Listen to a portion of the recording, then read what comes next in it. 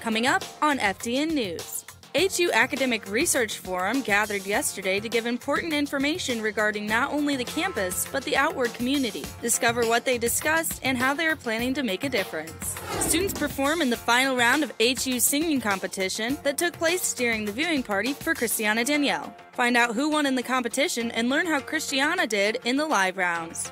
HU baseball fared against Taylor University at Forest Glen Park this past Wednesday. Catch up with highlights from the game here on FDN News.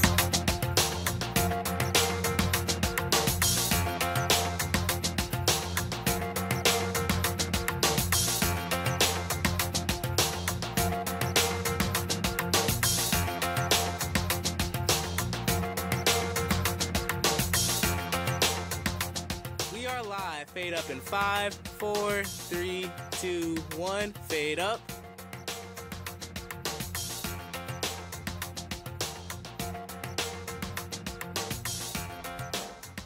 Good afternoon and welcome to FDN News. I'm Bray Snyder. This past Wednesday, the Student Government Association hosted their annual Academic Research Forum here on campus.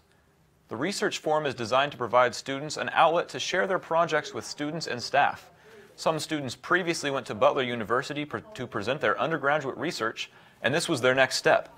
Research presentations ranged from discussing Indiana House and Senate bill policies to Lake Snow Tip.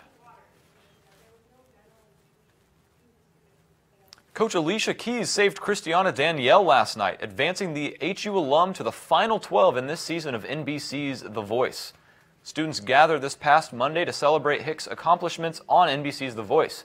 During the viewing party, the students participating in the HU singing competition finishing off the gathering with their final songs. SAB revealed the winner to be Connor O'Malley, a freshman who will be joining Joyful Noise next semester. So the final song was awesome. I really enjoyed it. I actually had someone play guitar for me, so I was able to work with them and see, let's see how do we want to do this, how do we want to arrange this in a particular fashion to kind of almost communicate a message a little bit rather than just sing a random song. Christiana performs in the top 12 this Monday at 8 o'clock on NBC's The Voice.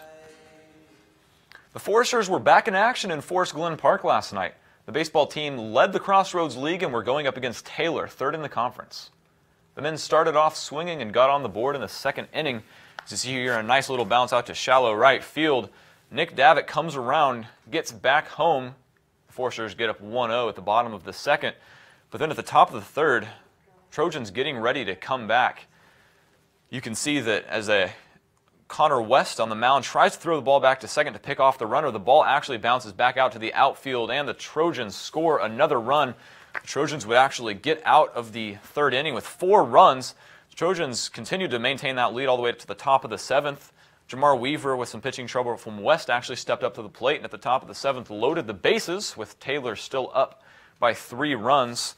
And then just moments later, we see again in the 7th inning, Jamar Weaver at the plate. Pitch in, driven out. Ball is going to be all the way out. Grounded ball thrown in, but run still going to score for Taylor as they lengthen that gap even more. The Foresters defense trying to hold, but that once again, this ball is going to fly out to Donovan Clark of the Foresters in center field, but one more run going to wait, tag up, and go home. Clark not going to be able to get that ball in. Runner's going to be on second and third with another run scoring for the Trojans, and then later in the 7th, a ball beamed all the way out to that left corner of the field. You can see third base coach telling the batters to round the bases. Makes it all the way in. 2 more score. The Trojans end up getting all the way up to 8 runs. The Foresters really not able to stop anything on defense as you see another mound visit coming.